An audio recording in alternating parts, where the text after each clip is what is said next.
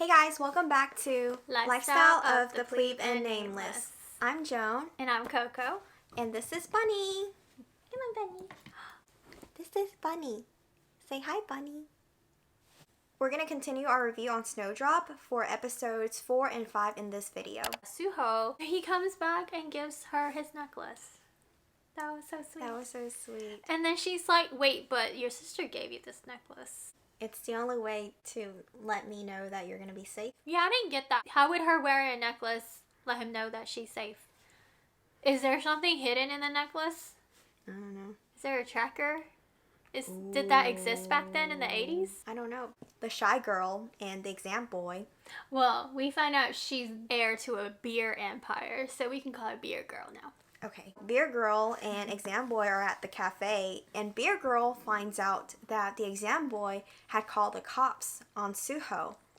And she gets really, really, really upset. Yeah, she freaks out. She's like, how could you? How could you call them? She's like, we're all gonna get arrested. I don't understand why she had to tell the Exam Boy that we hid Suho in our university. It was just diarrhea of the mouth at that point. She hurries up and runs down there and tells Suho and Youngro that, he called the cops on y'all, like, leave now. Mm-hmm. So Suho immediately leaves on his bike. Thank goodness. That was a close call. Paul's like, man, he couldn't have hugged her before he left. No, there was no time. That was one of the things I regretted. Oh, you didn't want like a kiss? I mean, a kiss would be too soon, but... Really? Is it too soon for Kdrama? Yes, you gotta wait until like episode 8. Oh my, okay. He leaves, and just in time, as the agents come rushing to the entrance. The agents think like, okay, is that exam guy playing us? So they snatch him up and they interrogate him again. Ooh, that was a bad one. I thought he was just gonna sing like a bird. But... he held up. Because he wants Beer Girl's money. He's like, this is my chance to start a relationship with her. I need to earn her trust. So he stays quiet. He keeps his mouth shut. He's like, I must have made a mistake. I must have just thought it was him, but it wasn't really him. Black Tiger was questioning him, be like, you tell us that you see him and then now you don't. Makes us wonder if you're a communist spy too. Whenever he did that part, it coincides with history a little bit. Just them taking up innocent people and calling them communist spies. In the last episode, we saw Phone Lady realizes that Suho was Yunro's date at the party. She got so mad, she goes and confronts Yunro. And I was like, she doesn't have any claim to him. Like, they didn't even really go on a date. They went on a group date. How dare she talk to Youngro like that? Right? Phone Girl is invoking Girl Code, but Girl Code doesn't come into play yet because she hasn't even dated him. Mm-hmm. So I feel like Suho was still fair game. She was like imagining all these things in her head. She shouldn't have been making all of this stuff up. She like sits down and she grabs one of those admission tickets and she's like, wait a minute. I was in charge of admission tickets. Let me go check the names. And she did not see that she had checked her partner off, which means he didn't come through the front door. So she figures out that, he was probably the spies that the KCIA was trying to find. She probably feels like she was on top of the world whenever she found probably that felt out. like she was so smart. Why am I not at this university? I belong here. In the meantime, the girls of 207, Singer Girl is like, well, I see why Phone Girl's mad at you for taking her man, even though I don't agree with it. And Beer Girl is sitting there all scared, like, oh, I took her exam guy. So does that mean Singer Girl's gonna be mad at me? One of the girls was like, wait, where'd you put the clothes? And I'm like, why do you have the clothes still? Get rid of the clothes. I'm just like, you should have just given the clothes to Suho. Like, you should have just thrown it in the trash. Let him take it away with him. Because what if someone else finds it in the trash? No, because how do you know that's his clothes? I'm just like, can y'all stop with the backpack of clothes? Like, get rid of it. So obviously they have to go hide the backpack somewhere. And Youngro's like, what if we hide it in that old man's, his bedroom? Because nobody's gonna check there. That poor man, he's always getting dragged into the mess. And Phone Girl sees her. She follows Youngro, so now she knows where the clothes are hidden at. And she's like, what? The old man's in this too? So now Phone Girl is on a mission to rat them out. Phone Girl, next day, she calls the KCIA. She's like, is it true that if I report a communist spy, I will get a reward. Then she asks, well, what if I report someone who's helping a communist spy? Do I still get the money? And they say yes. But the headmistress sees what she's doing. The headmistress puts the phone down. She like spills it all out. She takes the headmistress to the old man's room and like pulls out the bag of clothes. And immediately she fires the mechanic man. The headmistress convinces the phone girl to not report them. You think they're gonna be your friend and actually give you money? They're just gonna point fingers at you too. And she shames her. Yeah, she does. And the phone girl gets so upset.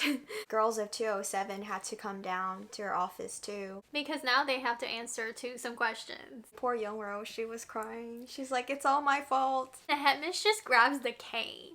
Oh yeah, that was weird. I was like, what are you gonna do to these girls? I was like, are you gonna beat them? These are like adults. They're not children, and you shouldn't even beat children, but they're adults.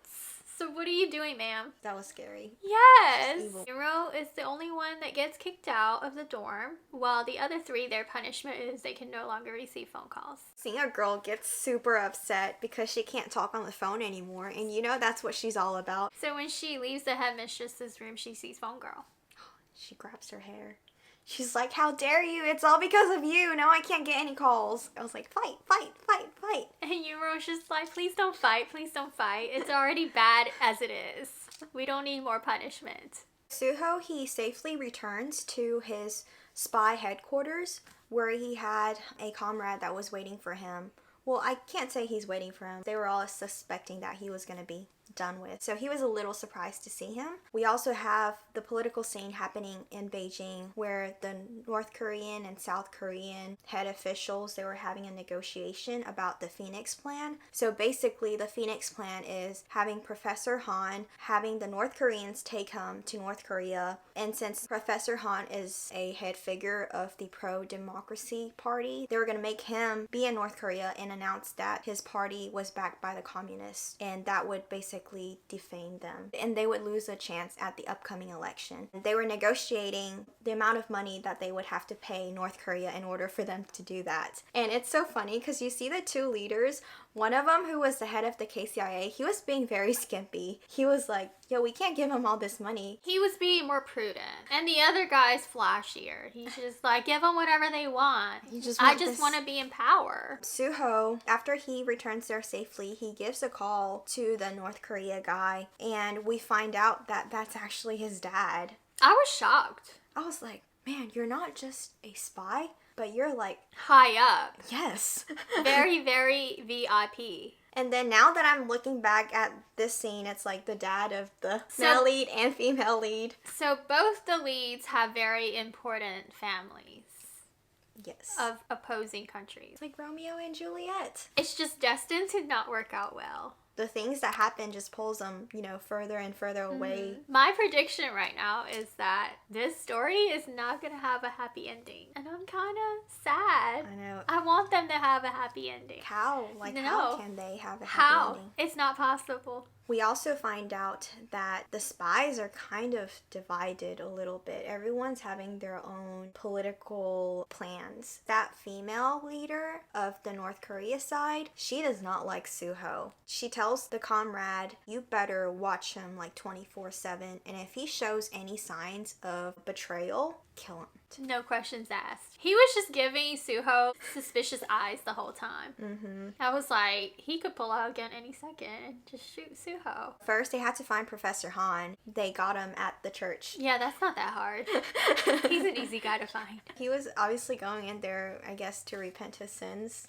2 confessions. Suho was pretending to be the priest, and he shows up with his gun in hand and be like, yo, it's time to come to North Korea with me. Yeah, you pretty much don't have a choice. He has a semblance of a choice, but not really. Basically, they have a plan to board this boat that will take them to North Korea. Before that happens, Suho has to go to Hongsan. It's like one of this mountain that's behind the university where they kept all of their weapons and money. Why is it there? It just so happens that they keep all the North Korean loot at the girls' dorm. That was weird. He goes trail running.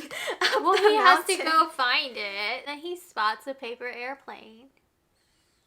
And I'm like, How did the paper airplane get there? And it's her paper airplane. Yeah, Youngro had written a note earlier, I guess to him, but not really to him because there's no way for her to send it to him. So she folds it into a paper airplane just like the one he showed her how to do, and she tosses the paper airplane and it lands into the fence. He just happens to walk by and see it. What are the odds? And then he happens to take it out and read it. And he gets all flustered. Like, I wanted you to call, but you didn't call. Yeah, disappointment again. That kind of slows him down. This is when the KCIA agents, they were keeping an eye on that mountain. They come running, all the agents. And Suho is surrounded. With a stranger. We find out that, yes, he is the mechanic's son. They find this hut.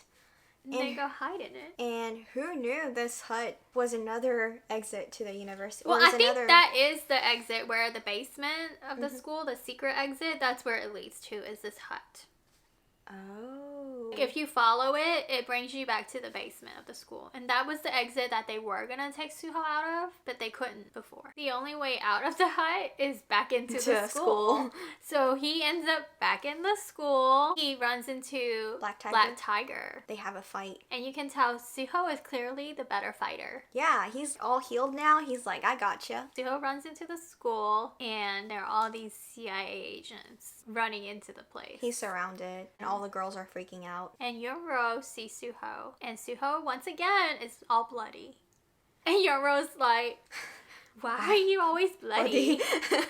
Why are you here again? We just fixed you up. He has all the guns pointed at him. He hurries up and grabs Youngro as hostage. And that's how episode 4 ends. I wonder how she felt at that moment. I mean, she was like, who are you? You're not Superman. You're not a protester. Who are you? And why are you always bloody? But I had no idea that this story was going to turn into Money Heist. Like, what? Things just escalated so quickly. The last 5 minutes. At the end of the episode, there's the bonus scene where Youngro has her stuff packed up and she's walking down the hall looking at the bulletin board of the homecoming pictures, and she sees one with her and Suho in it. I think she wanted to like take it with her, but someone pulled her away. So you think like that's gonna come back and bite her in the butt later? Oh, yes. Like, what if a classmate or one of the agents, what if they see that picture and they put them together? They connect the dots. See, that's evidence. Evidence you don't want. Episode 5. It's where all the chaos happens. This episode was so loud and traumatizing. Because things just escalated so quickly. Starting with Suho holding Youngro as hostage, and then the KCIA agents come in all around. Suho's comrades show up and shoots Black Tiger. How did they know to show up? Like, was there like a bat signal? Like, come help me? Weren't they supposed to be with Professor Han waiting for him at the boat? Because Yes, it was that's what like I a thought. one-person mission. I was very confused how they know to show up to help Suho. I thought that they had like a whole team of the North Korean spies in there, but it turns out it was only 2 of his comrades. Against a bajillion KCIA agents. Suho takes Youngro with him and tries to hide her. No, he's like taking her as the hostage because they can't shoot at him as long as he holds on to her. Because they're not going to want to accidentally shoot her. So in a way, is it twisted that she's kind of protected now? She's not protected. She's terrified. She is terrified. She's traumatized. Like, who are you? Youngro's like, I have questions. So whenever this was happening, the cafeteria lady, she kind of gives a look. And She hears the gunshots and she's not scared. which makes me think, what if she's like a communist spy also? I don't know. She has this weird look on her face, for sure. Yeah. We'll see. The headmistress, we see her in her office. We see tape and scissors on her desk. Mm-hmm. So you think maybe she taped a weapon to herself for self-defense? Suho comes up with a plan of survival. He tells all the agents they have to get out, but that Black Tiger has to stay. Hana puts up a fight about it. Mm-hmm. She's like, no, I'm not leaving him. That's my man who doesn't actually want me. But that's my man, and I'm not leaving him. And he's wounded. Yeah, y'all shot him. Hana goes and calls for backup with the chief. The chief is like, give me a minute. He doesn't seem to be in a hurry at all. Calls his wife.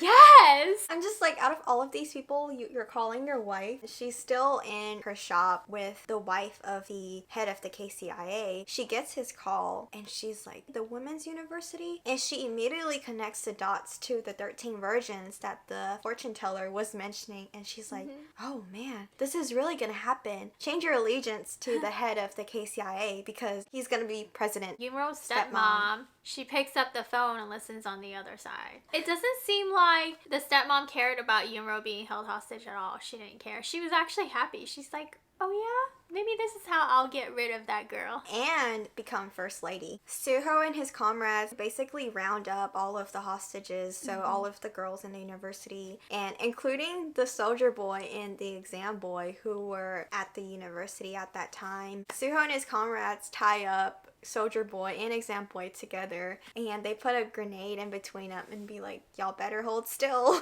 Don't move or this grenade's gonna go off. Little did they know, they tricked them. The guys think that the pin has been pulled out of the grenade, but really the comrade guy put it back in. So they weren't actually in any danger. The chief goes to Yunro's dad's office to tell him about this fiasco that's going on. He tells him that it's at the women's university that your daughter's in. He makes a call to his wife. Yo, is Yunro home yet? And she's like, no, she's not. She's fake crying. I don't know what to do. She's putting on her actress show. I know. It's like, how fitting. At one point, Yunro is kind of alone with Suho while she's going to get the first aid kit to help the bleeding black tiger. And Yunro does not even look at Suho.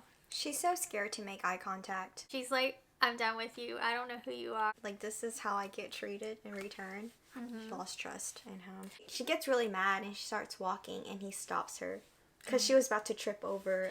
Oh yeah, the booby trap. He still cared for her.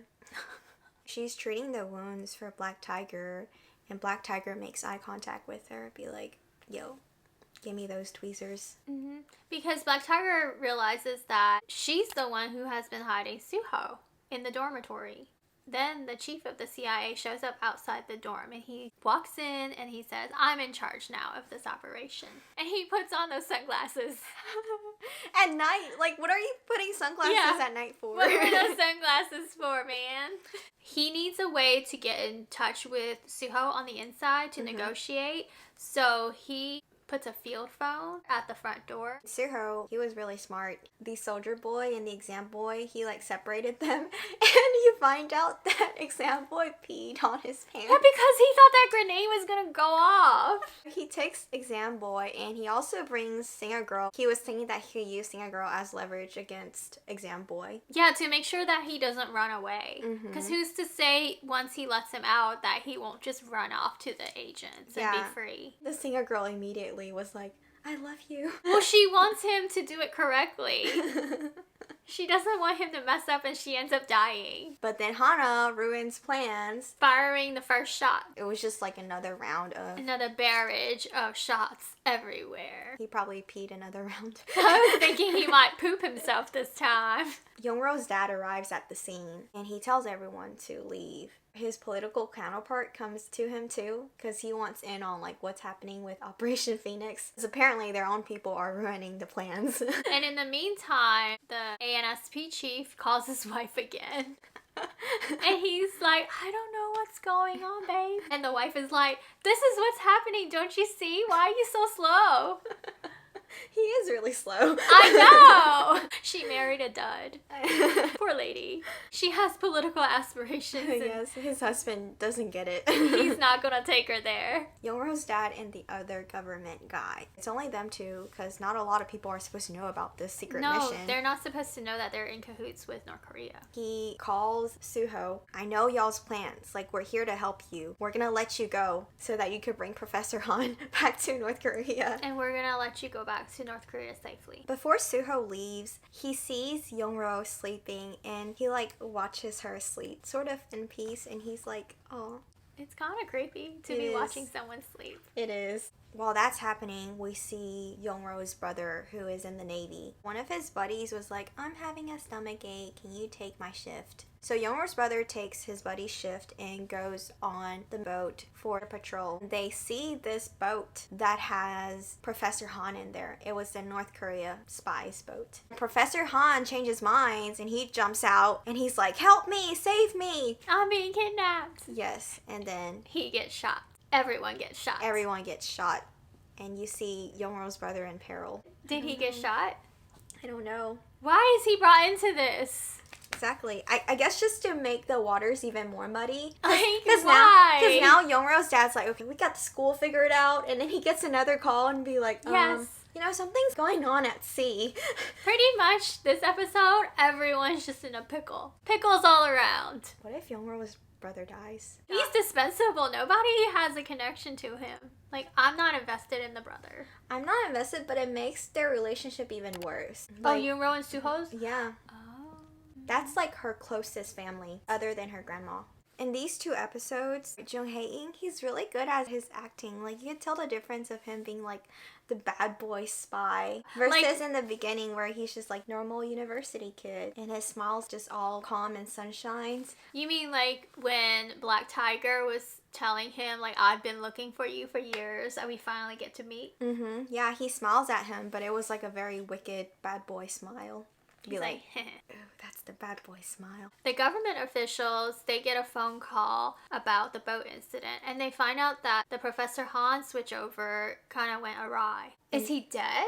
We know that everyone got shot. That's what they were saying. We just assume that Professor Han is no longer. The government guy says, okay, we need to go to Plan B now. What is Plan B? I think they're gonna change their mind and try to get the communist spies. They're gonna try to arrest them. Why? That puts them in even worse waters with North Korea. But they don't need to give them the money anymore because Professor Han's not able to announce that. So they just Announce don't his mind plans. getting North Korea even madder at them? Why do they need to keep them happy anymore? I don't know, because they might need them in the future, or North Korea can bomb them. They could start a war. We do see the communist spies making their way out of the hut, and all of a sudden they're surrounded by agents. So much went on. So much. Is this normal for K-dramas, for things to just switch this quickly?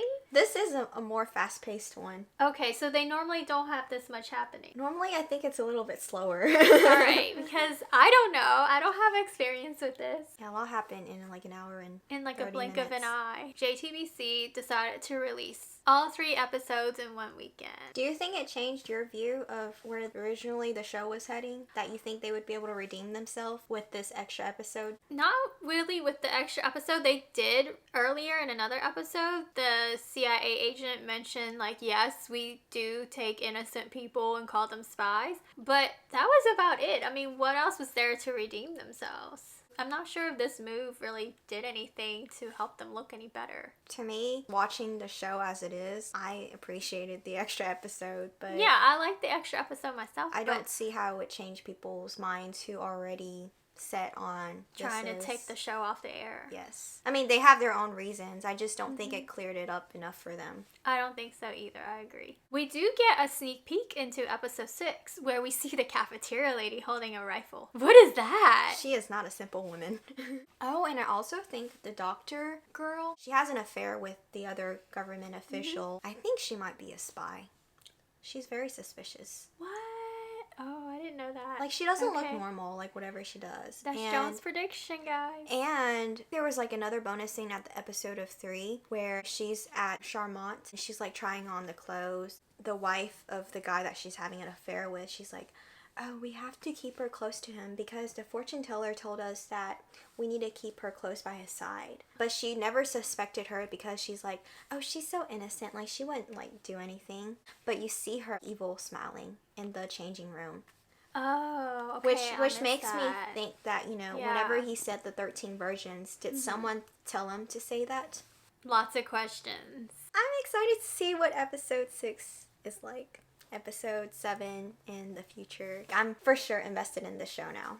Definitely. If you watched us till this point, let us know by leaving a sunglasses emoji. Because you're cool, but cooler than that chief guy who wears sunglasses at night.